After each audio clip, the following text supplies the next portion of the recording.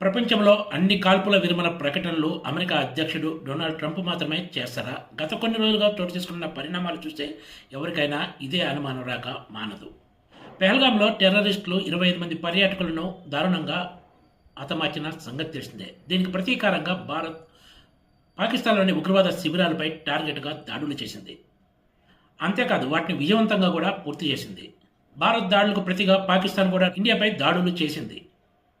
పాకిస్తాన్పై దాడుల విషయంలో భారత్ స్పష్టమైన ఆధిక్యత చూపిస్తున్న వేళ అమెరికా అధ్యక్షుడు డొనాల్డ్ ట్రంప్ ఎంటర్ అయి కాల్పుల విరమణ ప్రకటన చేసి అందరినీ ఒకంత విస్మయానికి గురి చేశారనే చెప్పొచ్చు.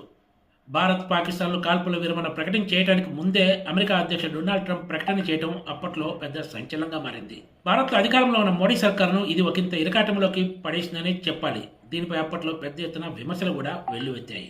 డొనాల్డ్ ట్రంప్ కాల్పుల విరమణ ప్రకటన చేసిన తర్వాత భారత్తో పాటు పాకిస్తాన్లో కూడా దీనిపై అధికారికంగా స్పందించిన విషయం తెలిసిందే. ఇప్పుడు ఇండియా పాకిస్తాన్ విషయంలో ఎలా అయితే వ్యవహరించారో ఇప్పుడు ఇజ్రాయెల్ ఇరాన్ యుద్ధ వ్యవహారంలో కూడా డొనాల్డ్ ట్రంప్ అదే పని చేశారు. అయితే ఇక్కడ ఒక తేడా ఉంది. ఇరాన్పై నేరుగా అమెరికా కూడా దాడికి దిగింది.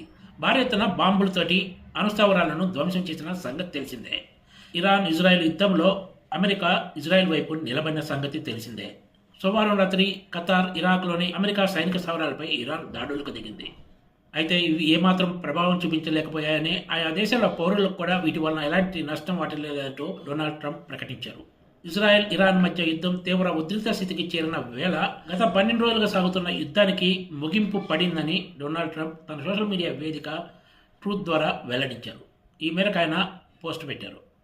ఇందుకు అంగీకరించిన 2 దేశాలకు అభినందనలంటూ ఆయన పేర్కొన్నారు. ఇకపై అంతా అనుకున్నట్లే జరుగుతుందని భావిస్తున్నా, జరుగుతుంది కూడా. ఈ 12 రోజుల యుద్ధాన్ని ముగించే ధైర్య సాహసాలు, ఇంటెలిజెన్స్ చూపించినందుకు ఇరు దేశాలకు శుభాకాంక్షలంటూ డొనాల్డ్ ట్రంప్ పేర్కొన్నారు. తొలుత ఇరాన్ కాల్పుల విరమణ ప్రారంభిస్తుందని, ఆ తర్వాత 12 గంటలకు ఇజ్రాయెల్ కూడా దాడులు ఆపేస్తుందని వెల్లడించారు. అయితే ట్రంప్ ప్రకటనపై ఇరాన్ తొలుత రకరకాలుగా స్పందించింది. పరోక్షంగా తాము కూడా కాల్పుల విరమణకు సిద్ధంగా ఉన్నట్లు సంకేతాలు పంపింది. ఇక్కడ మరో విశేషం ఏమిటంటే ట్రంప్ ప్రకటన తర్వాత కూడా ఇరాన్ ఇజ్రాయెల్పై దాడులకు దిగడం. దీంతో ట్రంప్ ప్రకటన అమలుకు నోచుకుంటుందా లేదా అన్న అనుమానాలు వ్యక్తమవుతున్నాయి.